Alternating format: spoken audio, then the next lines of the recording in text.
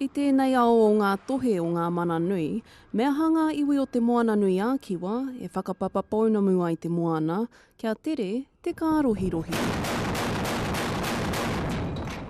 Ka hui ngā rangatira o te moana nui a Kiwa ki Honiara I tērā wiki, me te whakapuakitanga nui, he moana rongo mai, te moana nui a Kiwa.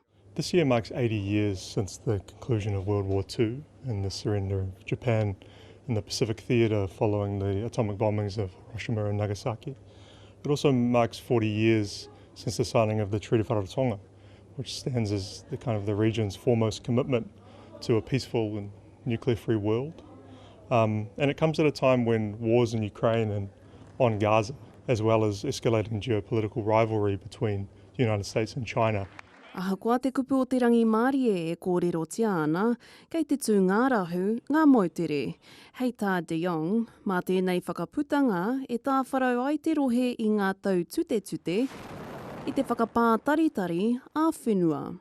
The most poignant symbol of the military build-up in the Pacific currently is the so-called reclamation of the airfield in Tinian, in the Northern Marianas Islands, from which the Enola Gay, the strategic bomber that dropped the bomb on Hiroshima, left from in August of 1945.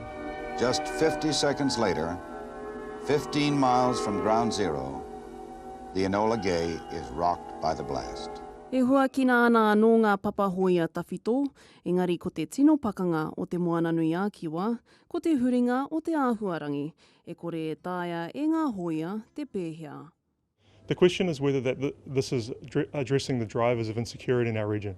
Things like inequitable underdevelopment, climate breakdown, increasing political instability, and all the impacts that has at domestic and local levels. As part of my research, I've been inspired by the path-breaking contributions of people like Whaia Hilda Halkia Haruera. Hilda formed the Pacific People's Anti-Nuclear Action Committee in the early 80s, and they would host Te Huioranga o Te Moana Nui a Kiwa, meetings for the well-being of the Pacific, where they'd bring Pacific activists to Aotearoa, so they could hear face-to-face about the challenges and the opposition to nuclear colonialism. As part of that, they would produce pamphlets, and one of the most famous ones is Some Māori Thoughts on Peace, and it talks about how removed some of the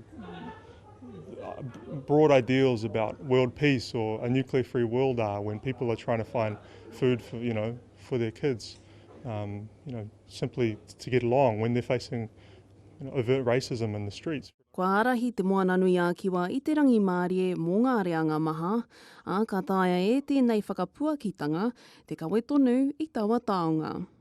Treaty of Rarotonga, at the height of the Cold War, declares the region a nuclear-free zone. Now, 40 years on, we have another generational opportunity to promote peace for and from the Pacific.